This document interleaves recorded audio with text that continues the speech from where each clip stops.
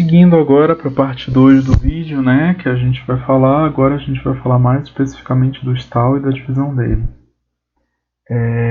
O Stahl ele vai começar com uma divisão clínica da psicose. Ele também vai mostrar que a esquizofrenia é mais do que só uma psicose. Fala um pouquinho dos sintomas positivos e negativos da esquizofrenia, que os sintomas da esquizofrenia não são exclusivos dela, fala do circuito cerebral, e aí a gente vai falar de dopamina e glutamato. É basicamente isso que eu vou trabalhar na aula de hoje. Então, o Stahl ele começa com uma divisão clínica da psicose. Não vou me aprofundar muito aqui porque existem outros autores que trabalham isso melhor. Mas ele bota uma síndrome com delírios e alucinações, um discurso e comportamento desorganizado e uma distorção grave da realidade. E ele separa em psicose paranoide, desorganizada ou excitada, ou a depressiva, com várias subdivisões entre elas. Subdivisões não, com várias características de cada uma delas. Então, a primeira coisa que a gente tem que pensar é a esquizofrenia sendo dividida em seus sintomas positivos e negativos. Os positivos sendo principalmente os delírios e as alucinações, e os negativos sendo principalmente a anedonia, a apatia, o embotamento cognitivo e a disforia neuroléptica. Só que esses sintomas negativos e positivos que a gente conhece da esquizofrenia não são todos os sintomas da esquizofrenia. Então a gente vai ter aqueles sintomas mais positivos de delírio, de alucinação, e os negativos, né, aquela parte embotadona do paciente. Só que a gente também tem esses outros 3 sintomas importantes. Os sintomas cognitivos, gerados principalmente no córtex pré-frontal, os agressivos da amígdala e o córtex orbitofrontal, os afetivos do córtex pré-frontal ventromedial. Lembrando também que os positivos, a teoria, né, que a gente tem é que ele seja principalmente do mesolímbico, e os negativos que seja principalmente vindo dos núcleos accumbens e do mesocortical pré-frontal. A gente vai estudar mais disso daqui na frente. Então, de sintoma cognitivo que a gente tem é prejuízo da atenção, principalmente. Toda essa parte de processamento da informação, comprometimento da fluência verbal, são sintomas cognitivos. Então, o jeito que o paciente faz a fala dele ser espontânea, a prosódia do paciente, a prosódia alterada são sintomas positivos. Os problemas com aprendizagem sequencial, o que isso quer dizer? Aquilo que o paciente vai fazendo para ele conseguir fazer uma lista de itens, para ele conseguir fazer organizar na cabeça dele o que deve ser feito, uma série de eventos, por exemplo, ele tem mais dificuldade. E a vigilância é prejudicada das funções executivas, como a dificuldade de manter o foco e a atenção. O paciente também tem dificuldade de se concentrar, de estabelecer prioridades e de modular esse comportamento em base de pistas sociais. Então ele também tem dificuldade, alguns sinais. Por isso que Breuer já falava de um certo autismo do paciente esquizofrênico. Isso daqui, se vocês quiserem esquecer tudo da minha aula, lembrem disso. O Stahl, que são circuitos cerebrais e dimensões dos sintomas da esquizofrenia. O Stahl, ele começa falando disso daqui, ele fala que isso daqui é muito simplista, mas eu acho que para quem está tendo o primeiro contato, se souber pelo menos só isso, já é alguma coisa. Então, a gente tem os sintomas negativos por uma baixa de dopamina, por isso está negativo, né? No córtex mesocortical. No córtex mesocortical não, na área mesocortical. No circuito mesocortical. E o positivo, porque tem muita dopamina no circuito mesolímbico. Como é que a gente... eu sempre confundia qual era mesocortical, qual era mesolímbico. Eu fiz esse mnemônico aqui para vocês lembrarem, que é o mesolímbico de ligado, de positivo, e o mesocortical de cerrado, do espanhol fechado, negativo. Então, o mesolímbico aumentado vai gerar os sintomas positivos e o mesocortical vai gerar os sintomas negativos. Mas como é que isso daí vai levar? Então, primeiramente, a gente tem que saber qual é o papel da dopamina? Então, a dopamina ela tem um precursor. Esse precursor se chama tirosina. Então, a tirosina ela vai ser captada e ela vai ser convertida em dopa pela TOH, que é a enzima tirosina hidroxilase. A dopa vai ser convertida em dopamina. Então tá aqui a tirosina, bem aqui. Ela vai ser transformada em dopa. Não, falei errado, desculpa. A tirosina está vindo aqui, está sendo transportada. A TOH vai transformar ela em dopa. E a DDC vai transformar ela em dopamina.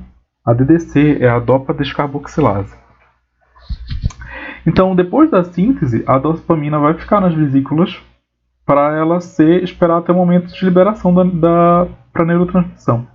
Então, só lembrando, tá a tirosina do lado de fora, vai ser botada para dentro. A TOH vai transformar em dopa, a DDC vai transformar em dopamina.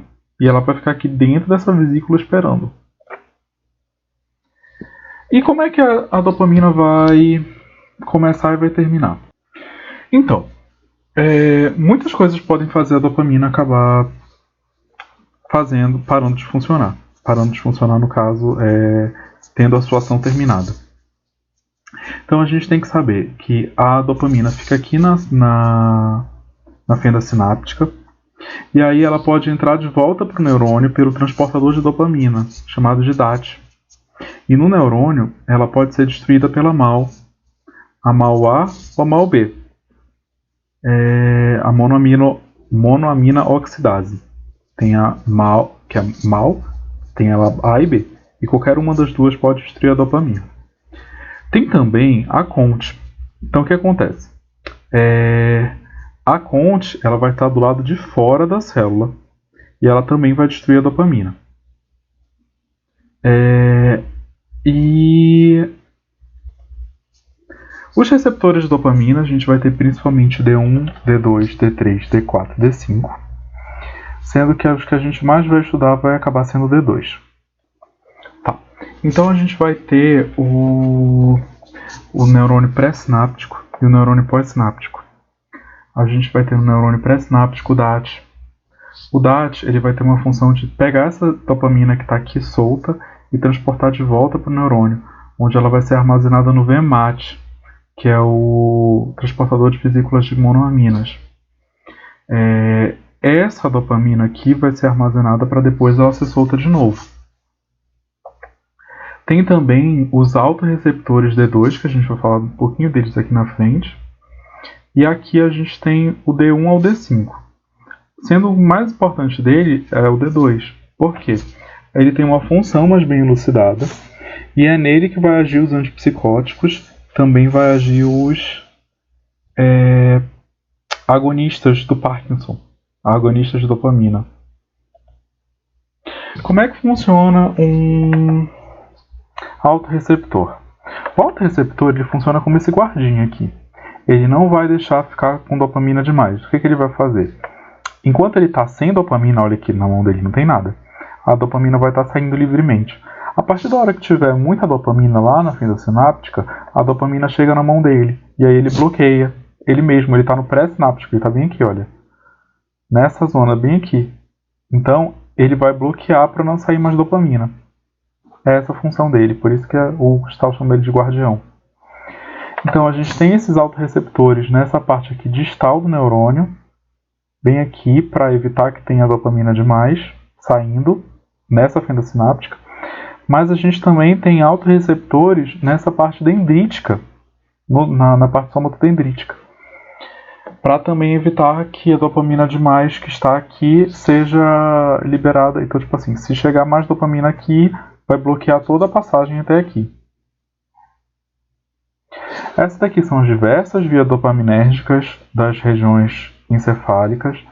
Lembrando que o nome da via dopaminérgica é bem simples, não precisa ficar se batendo com ele. É o lugar para onde ela vai, da onde ela vem e para onde ela vai. Então a gente tem, por exemplo, aqui a mesolímbica, que sai do tegmento e vai até o núcleo accumbens, que é o sistema límbico.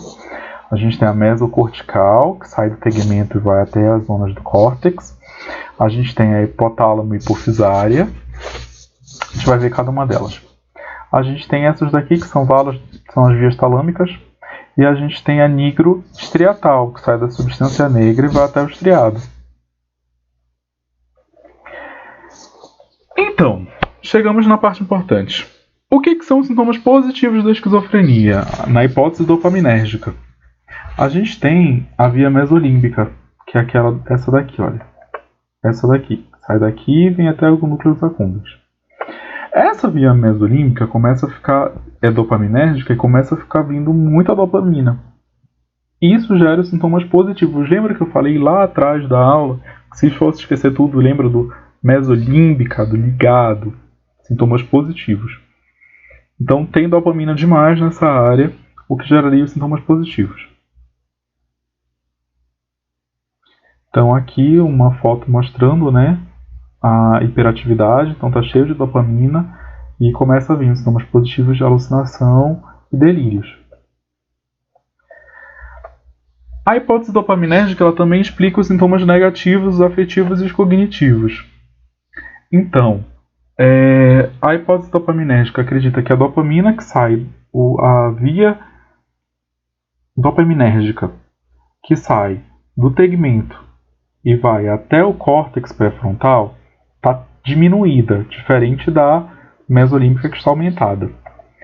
Essa parte que liga o córtex pré-frontal, principalmente o pré-frontal dorsolateral, está envolvido com os sintomas negativos da esquizofrenia e os cognitivos da esquizofrenia. Então, o dorsolateral está envolvido com os sintomas cognitivos. Já a parte que liga o tegmento com o ventromedial está ligado aos sintomas afetivos da esquizofrenia e também os negativos.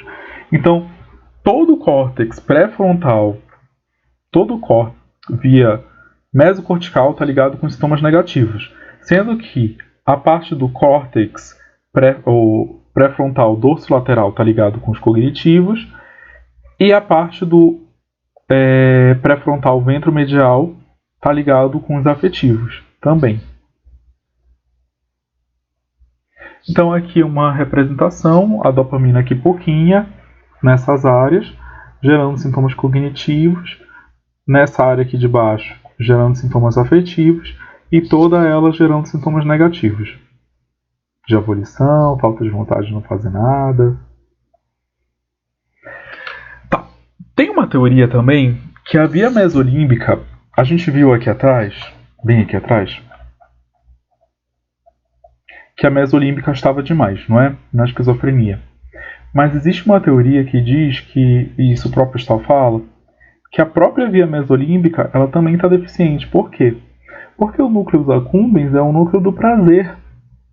Então, teoricamente, se tivesse dopamina demais chegando só para o núcleo accumbens, se todas as vias dopaminérgicas estivessem demais, o paciente teria ondas de prazer, ia sentir muito bem, ia sentir para cima, feliz, e não é isso que acontece. Por quê? Esse paciente tem uma falta de prazer da esquizofrenia característica, também ele tem um maior abuso de substâncias para compensar.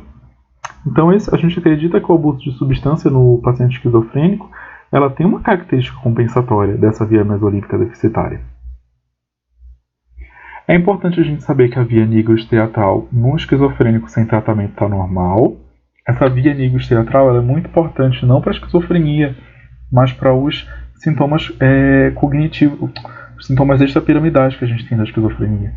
A via nigrostriatal é aquela via do movimento, entendeu? Por isso que é uma via extrapiramidal, por isso que o antipsicótico Aldol, por exemplo, dá os sintomas extrapiramidais, por causa dessa via nigrostriatal, que ele inibe também. Ele não vai inibir só na mesolímbica, que era o único lugar que seria ideal que ele inibisse. Ele vai inibir tanto a nigrostriatal do movimento, quanto a túbero-infundibular, que é aquela hipófise hipotálamo-hipofisária. O que essa via aqui coordena? Coordena a secreção de prolactina. É por isso que os antipsicóticos, vários deles, vão dar hiperprolactinemia. Mas quando a gente for falar de antipsicótico, a gente fala melhor sobre os efeitos deles. E por que que a gente, se a gente já estava claro essa hipótese da dopamina, por que que a gente precisa de uma nova hipótese? Primeira coisa, que o principal antipsicótico que a gente tem, o que tem mais efeito, é a clozapina. E a clozapina ela tem uma baixa afinidade D2. Ela age muito pouco no D2. Diferente do Aldol, que ele age muito em D2. E a clozapina funciona mais do que ele. E a cetamina e a fenciclidina, elas conseguem mimetizar alguns efeitos da esquizofrenia. A gente vai ver na frente como elas conseguem, mas elas agem em glutamato. Então a gente vai ver agora todas as hipóteses do glutamato. Primeiro, a mesma coisa. Como é que o glutamato é reciclado, regenerado? Então a gente sabe que o glutamato vai sair também dos neurônios glutamatérgicos, e aí ele vai ser transportado por meio vai para a célula glial por meio do EAAT, ou transportador de aminoácidos excitatórios. Tá, um parênteses aqui antes. O glutamato, ele é muito importante porque ele é o principal ele é o principal aminoácido excitatório do cérebro. O que isso quer dizer? Toda parte que é ligada no cérebro, o glutamato, não toda parte, mas assim, ele vai ser um dos principais neurotransmissores que vai fazer essa parte de ligação no cérebro. Entendeu? Então ele é importante por causa disso. Já o GABA vai fazer o contrário. O GABA vai desligar. Então o glutamato liga, o GABA desliga o cérebro. A grosso modo é isso. Lembra que o GABA, quem é que vai agir no GABA? O álcool vai agir no GABA, o benzodiazepínico vai agir no GABA, então vai dar sono, vai dar tudo isso daí, e o glutamato faz exatamente o contrário. Então, só para a gente lembrar, o glutamato vai ser pegado para as células da glia pelo EAAT. O que é uma célula da glia? Células da glia são vários tipos celulares que vão estar no sistema nervoso central, a fim de eles vão querer ajudar, isolar, apoiar e nutrir os neurônios. Então são esses neurônios que vão estar aqui ao redor do neurônio principal, e eles vão ter essas funções de pegar as sujeirinhas que saem, de ajudar, de dar apoio físico mesmo. Então tá. O glutamato que já saiu daqui, entrou pela EAT, e ele vai ser quebrado em glutamina, aqui dentro da célula glial, por uma enzima chamada glutamina sintetase. A glutamina ela vai sair pelo sinápse reverso e ela vai ser botada para dentro do neurônio glutamatérgico de novo pelo sinápse. A glutamina ela vai ser depois transformada de volta em glutamato por uma enzima chamada glutaminase. E o glutamato vai ser armazenado no V-GLUT, que é a vesícula de glutamato. Então, só resumindo, o glutamato ele é um neurotransmissor excitatório, diferente do GABA. O glutamato ele tem como seu precursor a glutamina. A função do EAT vai ser botar o glutamato para dentro da glia. A glutaminase sintetase é aquela que vai fazer o glutamato virar glutamina. A glutaminase transforma a glutamina de volta em glutamato. O sinápse reverso tira a glutamina da glia. Ele vai botar ela lá para cima. O sinápse vai botar a glutamina dentro do neurônio. E o V-GLUT vai armazenar o glutamato para futura liberação. Não entendi. Eu sou de humanas, eu sou psicólogo, eu sou alguma coisa, não entendi nada. Então a gente vai pensar o seguinte. O glutamato ele funciona como um carro. Quando ele estiver aqui fora, o glutamato ele é o carro que está rodando. Cadê primeiro? Esse aqui é o carro que está rodando. O EAT vai funcionar como um guardinha lá que não vai deixar carro demais funcionar. Vai botar o glutamato para dentro da célula glial. A glia vai funcionar como um grande ferro velho, que vai pegar o glutamato todo que está lá e vai botar para lá os carros que estão demais na rua. A glutamina sintetase vai ser os desmontadores de carro. Então vai pegar o carro todinho, vai passar para para as peças, que é a glutamina, né? As peças do carro. O SYNATH reverso vai tirar do ferro velho, ele vai tirar da glia, né? O SYNATH vai levar de volta para a montadora aqui, lembrando, é esse neurônio GABAérgico. Então aqui, olha, foi tirado daqui e voltou para cá. E as vesículas, elas vão funcionar como aqui é a montadora, a glutaminase seriam os montadores, né, que vai transformar a peça do carro, que é a glutamina, de volta no glutamato. E as vesículas seriam como se fosse a loja do carro que está lá esperando até chegar na hora de sair de novo para a rua. Ou garagem. Entendeu? É basicamente isso que a gente precisa saber do funcionamento do glutamato. Do funcionamento não, da produção e do encerramento da ação do glutamato. É importante saber do glutamato que ele não vai agir sozinho. Isso é uma especificidade do glutamato, que é diferente da dopamina, que a dopamina sozinha ela já estava agindo.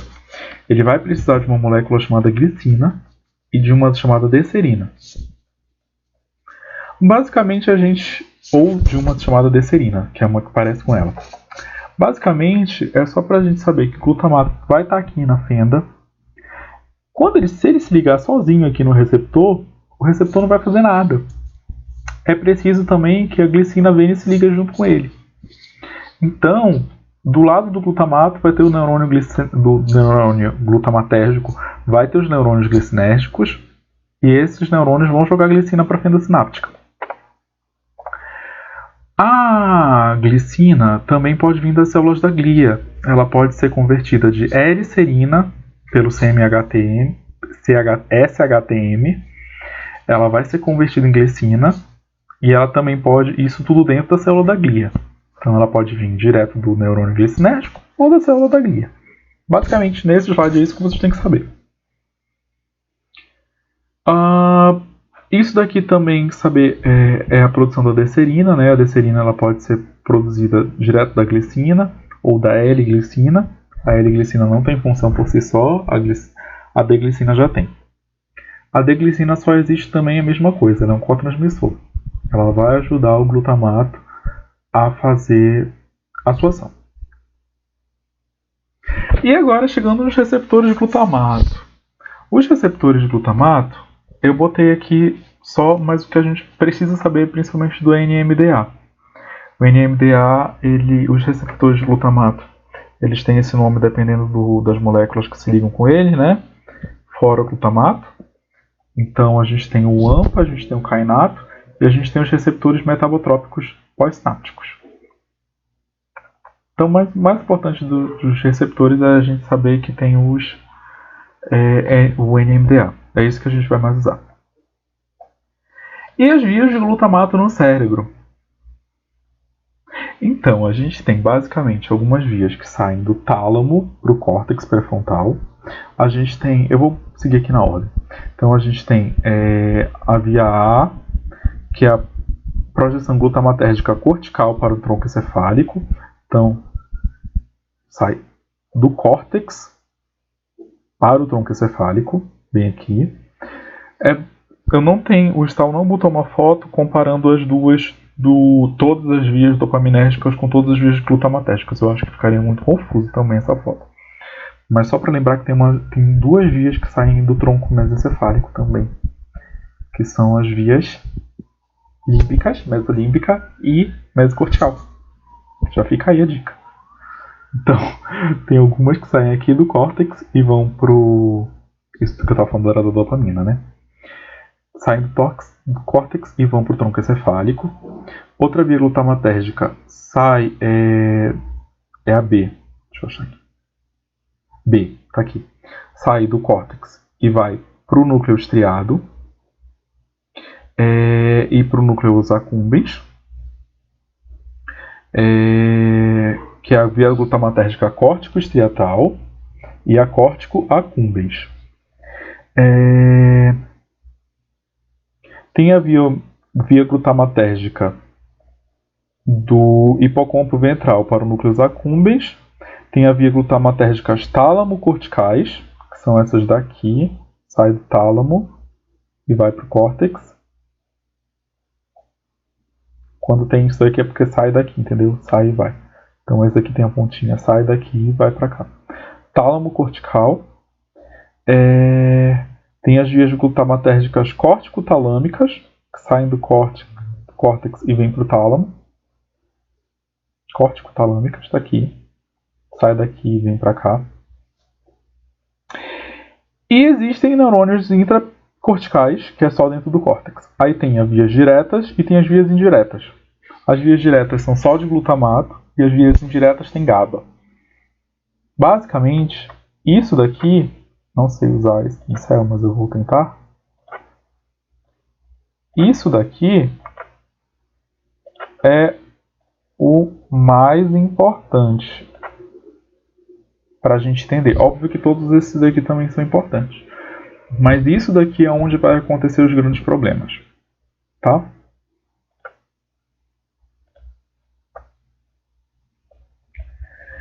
Então, a gente tem... Agora o negócio precisa de bastante atenção. A gente tem a hipótese da hipofunção dos receptores NMDA, ou seja, os receptores de glutamato na esquizofrenia. Essa hipótese surgiu a partir da cetamina e da fenciclidina. O que acontece? Tem uma atividade glutamatérgica NMDA hipofuncional. O que isso significa? O glutamato não está sendo... o NMDA não está respondendo direito ao glutamato. Tá? Como é que a gente conseguiu ver isso? Quando o paciente usava PCP, que é a fenciclidina, ou a ketamina, ele tinha os sintomas positivos da esquizofrenia, os sintomas negativos da esquizofrenia, os cognitivos e os afetivos. Ou seja, ele tinha basicamente uma esquizofrenia toda. Diferente da anfetamina, que trabalha só em dopa, que dava só os sintomas positivos. Tá?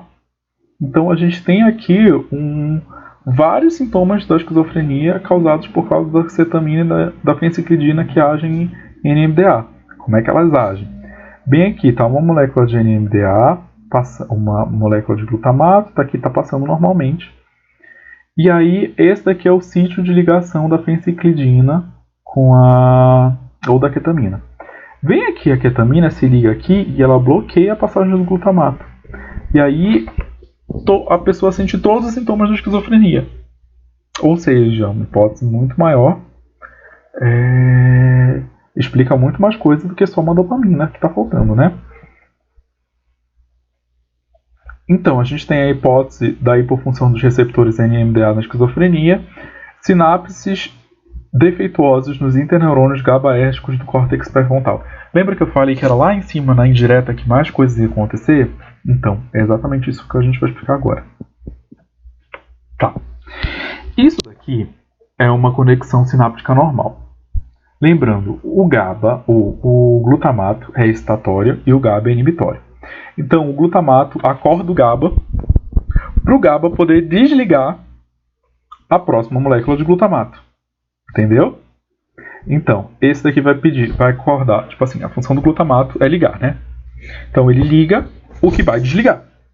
Então, ele vai lá, tem bem aqui, se comunica pelo receptor do NMDA, e ele vai falar assim, glutamato para de funcionar. E deixa toda a cascata inibida. Bem aqui é uma explicação da esquizofrenia. Quando o NMDA não está funcionando, ou seja, o glutamato vai tentar ligar, só que o GABA não está nem aí. Por quê? Porque ele não está conseguindo ouvir direito. O NMDA dele, o receptor, não está funcionando. Nessa parte aqui pré-frontal. É bem aqui, naquelas ligações indiretas do sistema GABA, do sistema glutamatérgico. Então, o GABA vai pedir para o inibitório inibir, mas como ele não está ouvindo, ele não vai inibir nada, e vai ficar super excitado, cheio de GABA, toda a rede que ele vai gerar. E que rede é essa? Então, isso aqui só mostrando o NMDA não está funcionando, e aqui o glutamato está vermelhão porque ele está super excitado, porque não tem GABA para inibir ele. Como é que isso daí vai explicar os sintomas positivos? Então, a gente vai ter, no normal, o GABA, o glutamato, pede para o GABA inibir e ele fica inibindo, então tem um funcionamento normal. Lembra que eu falei que chegava aquela via mesolímbica, era de onde chegava aquela via C lá? Então essa daqui vai chegar aos pontos. Ela se liga com essa. Então, o glutamato vai pedir pro GABA regular, né? Esse glutamato daqui. E esse glutamato, como ele é ativatório, ele vai ativar a dopamina saindo daqui, do mesolímbico. Quando a pessoa tem esquizofrenia, a gente acredita que o NMDA dela está com defeito, então o receptor do GABA dela, o receptor de glutamato no GABA está com defeito, então ele vai pedir para esse daqui inibir, só que ele não vai inibir nada, porque ele não está ouvindo. Então toda essa via aqui vai ficar hiperativada, muito glutamato. O glutamato vai chegar e vai falar assim, desce dopamina. Então vai ter uma hiperativação dopaminérgica nessa via mesocortical. Falei errado, na via mesolímbica. E os sintomas negativos vão ocorrer por quê? Bem aqui, lembra que eu falei que tem a via córtico-tegmental, né? Então, essa via é a mesma dos sintomas positivos, né? Só que essa daqui vai ser mediada por quem? Por um GABA. O que isso quer dizer? Vamos ver o normal primeiro. O neurônio glutamatérgico, que é ativador, vai pedir para o inibitório contrarregular, né? Fazer uma regulação. E ele vai ativar. Vai ativar o quê? Um outro neurônio inibitório, GABAérgico. E ele vai ativar esse neurônio inibitório e vai regular a dopamina, para não ter a dopamina demais no sistema nervoso pré-frontal. Ok? Esse aqui é o normal. Agora, atenção. O glutamatérgico excitatório vai tentar excitar essa inibição. Não vai funcionar, ele vai ficar super excitado e ele vai excitar quem? O neurônio que está inibindo o sistema frontal.